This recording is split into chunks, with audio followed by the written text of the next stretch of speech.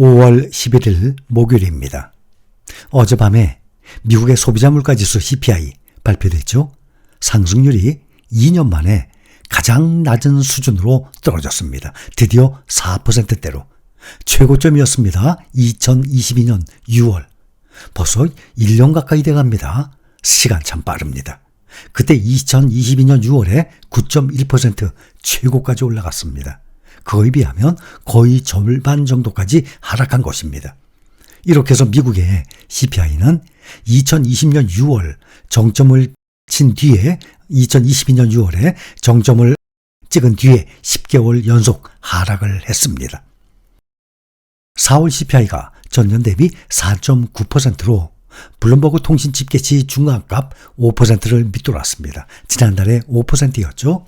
6%, 5%, 이번에는 4.9%로 4%대 내려왔습니다. 2년 만에 4%대에 진입을 했습니다. 인플레이션이 10개월째 둔화가 돼서 미국 연방준비제도가 다음 달 기준금리를 동결할 것이라는 관측이 점점 강해지고 있습니다. 시장에서는 다음 달 연방공개시장위원회 FOMC에서 금리가 동결될 확률을 81%로 보았었는데 CPI 발표 직후는 81%에서 91.5%까지 다시 급등했어요. 그 후에 다시 연준이 또 6월 회의에서 금리를 동결할 가능성이 98.5%까지 치솟았습니다. 그러다가 또다시 금리 동결할 확률을 99.6%. 그러면 다음 달 6월 중순의 FOMC에서는 금리 동결할 확률을 99.6%, 0.25% 올릴 것은 0.4%. 그러니 금리를 동결할 것이다 라고 시장에선 거의 다 이제 보고 있는 것입니다. 그러나 인플레이션이 5% 아래로 떨어진 것은 의미가 있지만 인플레이션이 여전히 높다고 보고 경계를 게을리하면 안 된다고 월스트리트 저널은 또 지적을 하고 있습니다. 저널 대비로는 0.4%, 블룸버그 예상과 같았습니다. 에너지와 농산물 같은 변동성이 큰 항목을 뺀 근원 CPI는 전월 대비 0.4%, 월가 전망치 0.4%와 같았습니다. 근원 CPI는 1년 전과 비교하면 5.5%로 나왔습니다. 시장 예상도 5.5%였습니다.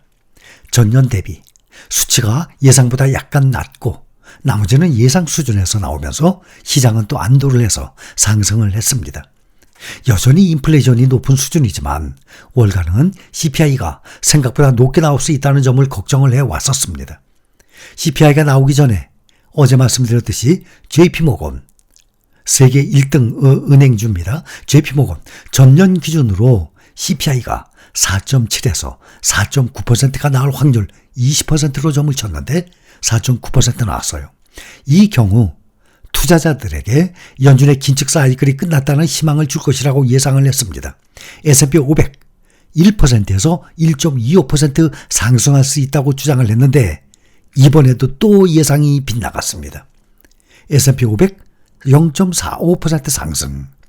JP모건이 예상한 곳에 약 3분의 1만 상승 마감했어요.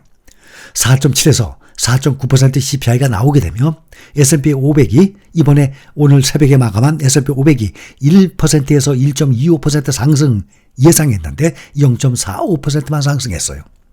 JP모건 현재 시가총액이 약 520조. 우리나라의 삼성전자는 현재 약 386조. 시가총액 기준으로 JP모건이 삼성전자보다도 약 1.3배 정도 더 큰 기업입니다. S&P 500 그중에 1등 은행주, 2등은 워런 버핏이 지분을 가지고 있는 뱅크 오브 아메리카, 시가총액이 한 290조. 그 다음에 웰스파고, 골드만삭스, 시티그룹 이런 순으로 나갑니다. 다우지수만 떨어졌어요. 0.09% 하락을 했습니다. 나스닥은 1.04% 상승해서 12,306. S&P 500은 0.45% 상승 4,137. 필라델피아 반도체 지수는 1% 2,997, 3,000 바로 앞입니다. 나스닥이 올해 처음으로 12,300을 넘어서 12,306입니다. 현재 올해 연중으로 보면 올해 들어서 나스닥 지수 최고치입니다.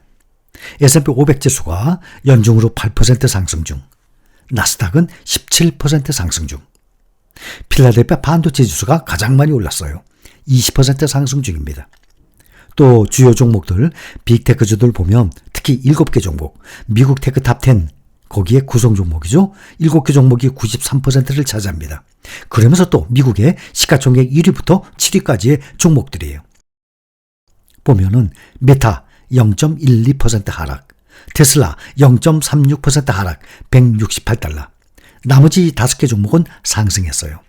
특히 알파벳이 구글 챗봇, 이 바드, BARD, 여러분들도 구글에 가서 바드 한번 쳐보세요. BARD. 그러면 한국어로 챗봇을 실행을 한번 해볼 수 있습니다. 180개국에 공개를 하게 됐어요. 한국어도 지원하게 됩니다. 그래서 4.1% 가장 많이 올랐습니다. 알파벳이. 그 다음에 아마존이 3.35% 상승했어요. 애플, 마이크로소프트, 엔비디아는 1%대 상승을 했습니다. 그 다음에 전기차주들 보면 특히 중국의 전기차 리오토가 무려 14%나 폭등을 했습니다. 실적 발표 아주 좋게 나왔어요. 연중으로 보면 중국 전기차 트리오죠. 니오는 연중으로 16% 하락한 상태고 리오토가 35%나 올랐습니다. 샤오펑은 1% 오른 상태예요. 리오토 1분기 매출이 기대치를 상회하고 순이익은 지난 4분기보다 무려 3.5배, 252%나 증가를 했습니다. 아주 크게 증가했어요. 1분기에 187억 9천만 위안, 이렇게 매출을 기록을 했습니다. 블룸버그 조사에서 시장의 추정치 186억 8천만 위안을 상회한 것이죠.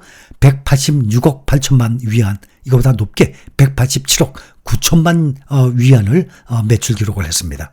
이것은 전년도보다 2배 가까이 97% 상승한 거고 4분기보다 6.5% 증가를 한 것입니다.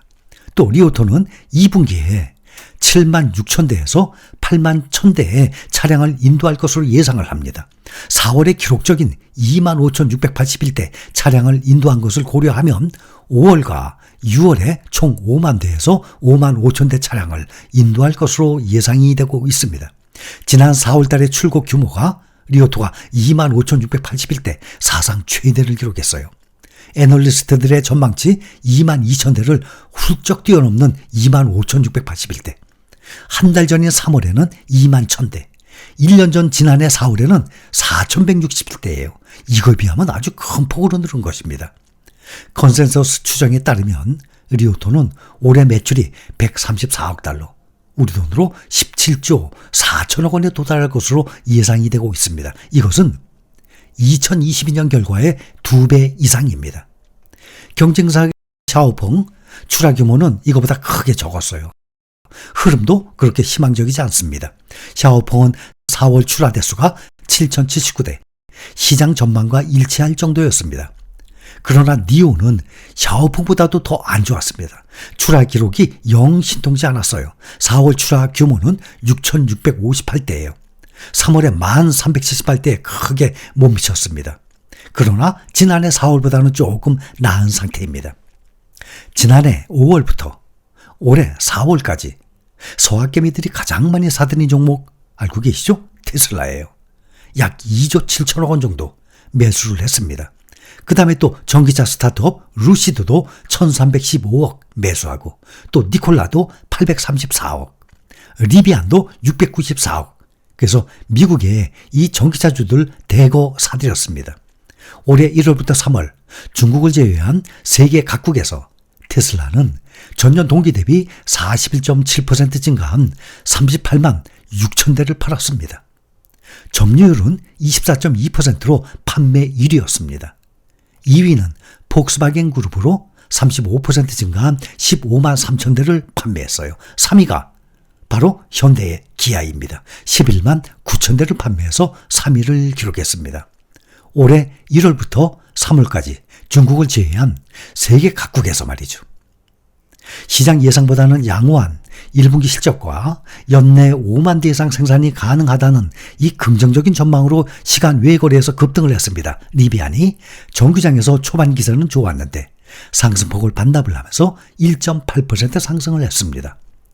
여전히 많은 고비가 남아있다는 시장의 인식을 바꾸지는 못한 상황이에요. 또 저조한 1분기 실적과 현금 흐름의 감소로 전날 급락을 냈던 루시드가 1.65% 추가 하락 마감했습니다. 미국 애리조나주 쿨리지 공장 중단과 함께 이탈리아 이베코 그룹과의 합작사 설립 계획에서 손을 뗀다고 발표해서 전날 13% 급락을 했던 니콜라는 오늘도 6.6% 하락 마감을 한 상태입니다.